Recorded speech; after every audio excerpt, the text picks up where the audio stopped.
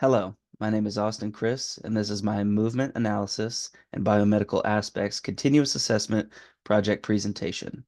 For this project, I selected a 16-year-old male discus athlete. I've been coaching this athlete for 3 years.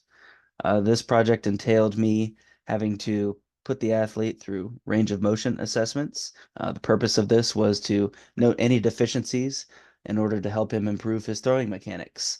And then I programmed a plan that could potentially increase his strength and mobility, two things that are highly essential for a successful discus thrower.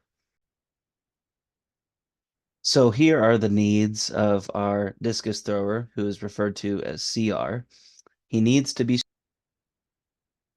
So the needs analysis for the athlete selected in this study, he's referred to as CR.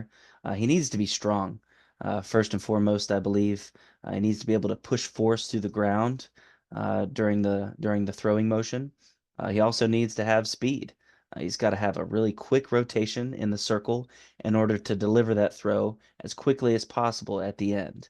The velocity of the discus at the end of the range of motion is very important for getting a far distance. CR also needs to be very stable in order to maintain technical posture, stable from his toes through his torso. And lastly, mobility, but by far not the least important, mobility to get himself into a more advantageous technical posture for the discus throw. So I selected these movement tests because I believe that the shoulders, the thoracic spine, and its ability to rotate, the hips, their ability to internally and externally rotate, along with extend. I believe that those are the most crucial parts to discus technique. So that's what we assessed for. Seated thoracic rotation because the torso needs to be rotated behind the hips for the entirety of the movement. The shoulder extension, because if the shoulders go into flexion at any point during the throw, then the thrower will lose all sort of angular momentum and torque, and the throw will not go very far. The hip internal and external rotation, because as the athlete is doing their spin technique, they're rotating through the circle. Their hips are going to be either an internal or external rotation, constantly moving. And then finally, the big punch at the end of the throw to get that discus out very far is determined by how hard can the athlete extend their right hip if they're a right-handed thrower. CR is a right-handed thrower. So the materials I required for the testing to go on was a plinth table, a goniometer, a foot platform for any sort of seated test that we did on the plinth surface, a cone with a PVC pipe stuffed down inside of it in order to make a makeshift plumb line, and then also a PVC pipe to place behind CR's back for the thoracic rotation testing.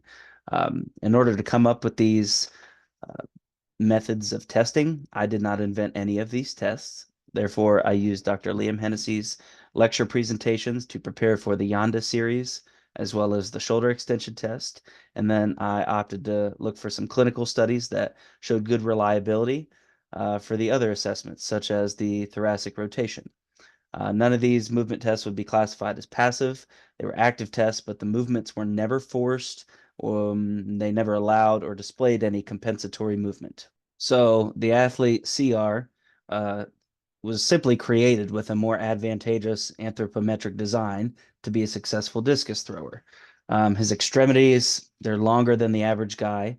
He displayed negative results in the hip extension and overhead shoulder extension testing, meaning there was sufficient visual evidence to note an efficient movement pattern. CR also had above average thoracic rotation compared to males his age, but below average hip external rotation comparative to males his age. All of the methods that were used were considered to be reliable. However, validity could be in question with the testing simply because me as a test administrator am inexperienced. So this program was put together for athlete CR with the athlete needs analysis in mind. His main needs were strength, speed, stability, and mobility. We would train strength training for 3 days, and he throws discus for 5.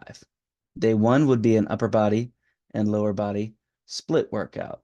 It would consist of a warm up, then into plyometrics. The plyometrics would be a medicine ball overhead toss and some medicine ball rotational throws.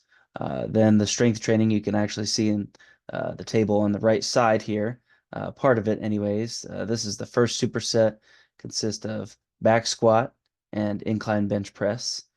The second superset would consist of a bent over dumbbell row and some Romanian deadlift. And these are all great exercises, and I believe that they fundamentally increase strength, but also stability in an athlete.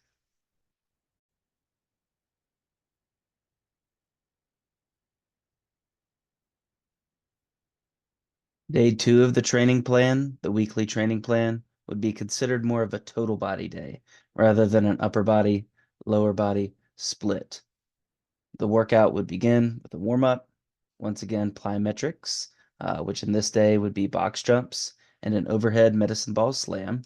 There would be two separate Olympic weightlifting movements. There's no superset on this day. The first being clean high pulls, working up to 70% for 3 sets with 4 minute rest between. The second exercise would be a power clean into a push jerk, working 3 sets of 4 up to 60%. Once again, 4 minutes rest between those sets. And I failed to mention, but each day at the end of the training session, there's an implementation of some mobilization techniques. So each day is finished with some quadruped thoracic rotation drills and also some piriformis release using a lacrosse ball to help aid in athlete CR's hip external rotation. Day three of the weekly training program cycles back to an upper body, lower body split training day. The workout session is once again started with a warm up, plyometrics. This particular day, the plyometrics are standing broad jumps and medicine ball chest passes. There are some differences to note as well as in the pressing angle. So instead of an incline press, like on day one, it is now a flat bench press. And that is supersetted with not a back squat, but it is changed to a front squat.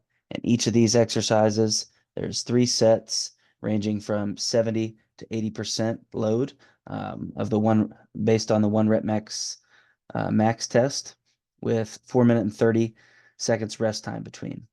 The second superset is going to a pull-up using just body weight, 3 total sets, trying to get maximal repetitions per set. And that is supersetted with dumbbell lunges. Once again, going back to the needs analysis. This program is set up to address the needs of strength, speed, stability, and mobility. And day three is also ended with quadruped thoracic mobilization drills, as well as the piriformis release to help stimulate some additional hip external rotation. Couple parting thoughts. Follow up would be great to follow along with athlete CR to see how he progresses with his strength, his speed, his stability, and his mobility, and see if this has a positive impact on his throw. See if he can throw it farther. Another thought I had is buy-in. My methodology is probably not the best methodology. There's lots of ways to go about assessing and training a discus athlete. But if there's no buy-in from the athlete, if there is not established trust between the athlete and the coach, then the progress will not meet its full potential.